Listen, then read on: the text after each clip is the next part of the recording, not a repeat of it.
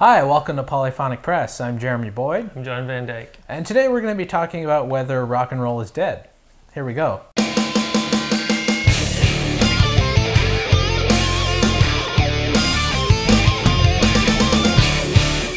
All right, so we found this article on classicrockmagazine.com, and basically it makes the argument that rock and roll, the era of rock and roll is kind of dying or on its way out. Or if not already dead. Yeah. Kind of makes the argument that the bigger acts that you see in like touring, it's mostly for touring, not really for albums.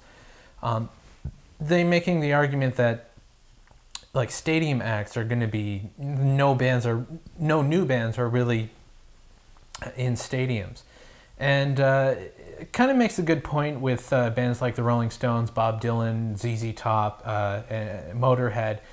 These bands, you know, they're starting to get old, and you know, their argument is they might not be around for the next 10, 15 years. So, and there aren't really many newer bands who are touring arenas. I can only think of a few, maybe. Well, Foo Fighters, and even they're not exactly new. They started in 2005. That's for 95. 95. Sorry, yeah 95. Whole decade, but yeah, that was a decade off. Yeah, and like bands like Nickelback, they're really one of the only ones that newer bands that I can think of that are playing arenas. Newer in. Yeah, they've been around for about 15 years, and so. I don't really, you know, there are popular bands like Alabama Shakes are pretty popular. Yep. And they don't exactly tour arenas, but they tour like small halls, like theaters and stuff. Clubs. They'll do like a small, you know, the back room of a bar. Although I think the biggest venue most new rock bands will play is something like 1,000-seater Massey Hall or something like that. Like yeah, I saw the Black Crowes at Massey Hall, and so yeah, but that's okay too. Yeah, it was probably the best sounding concert I've ever been to. But yeah, it used to be like in the 70s. Like that's really when arena rock really started. Was in the 70s. You had bands like the Eagles and like Styx and Journey and Fleetwood Mac playing these huge places. One of the biggest selling albums of the 70s was recorded in arena. I'm talking about Frampton Comes Alive. And so it was an era of big rock bands, and Top 40 was rock and roll. That's all it was. But I don't know exactly what happened. I don't know. The thing is, I don't know, for me, yes, it's true that as for like big selling shows in major arenas, that era probably is over, but that era was never really one that interested me in the rock world anyway. No. Like I think the very first arena show was held by the Beatles at Yankee Stadium.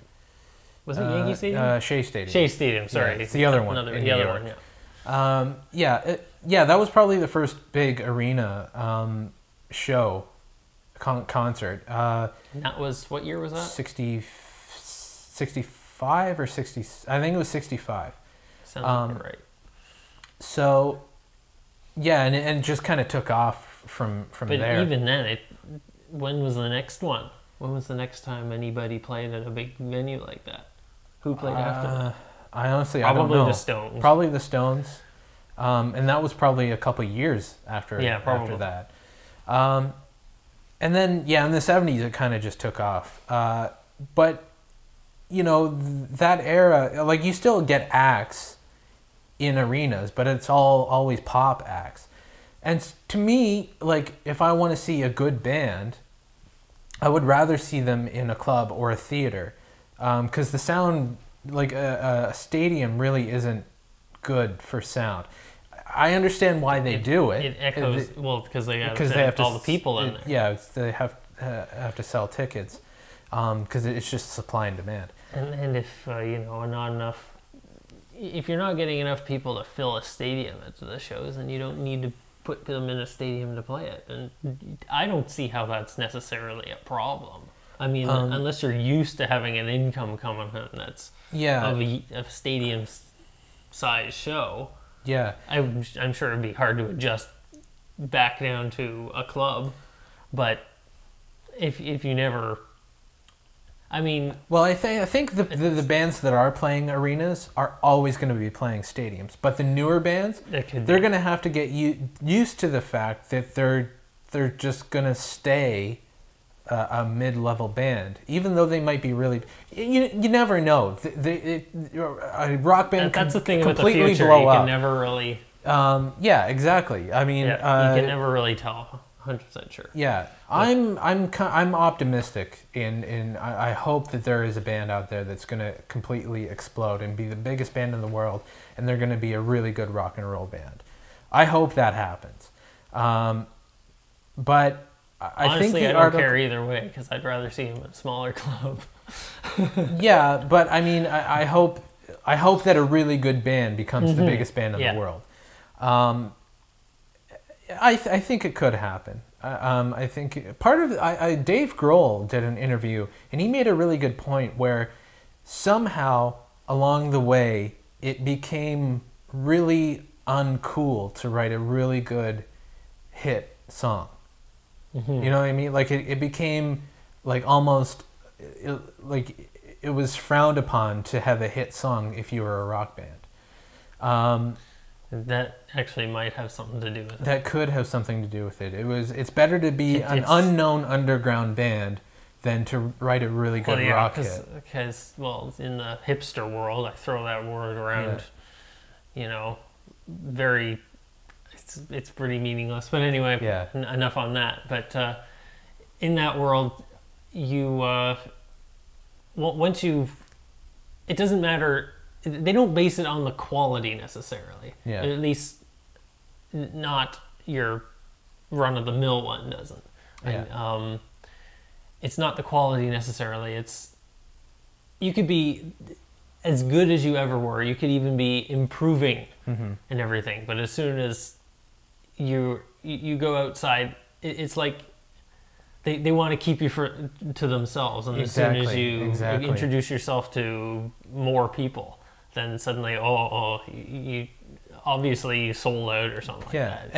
It's a very cynical look at the world. Exactly. Yeah, it really is. And the point of being in a band and making music is to share it with as many people as possible.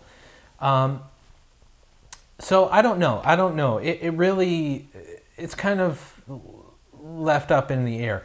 Really, right now, I can't think of a single new band that has come out in the last 10 years who are playing arenas. Maybe, I don't know, Fall Out Boy, I guess? I don't know if they play arenas, though. I don't know. No, I think they'll do, like, big shows, like big festivals and stuff like that. But I honestly don't know what their normal tour schedule is like.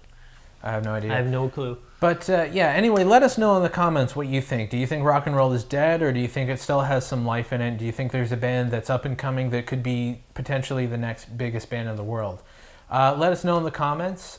Be sure to subscribe so you know when we post new videos.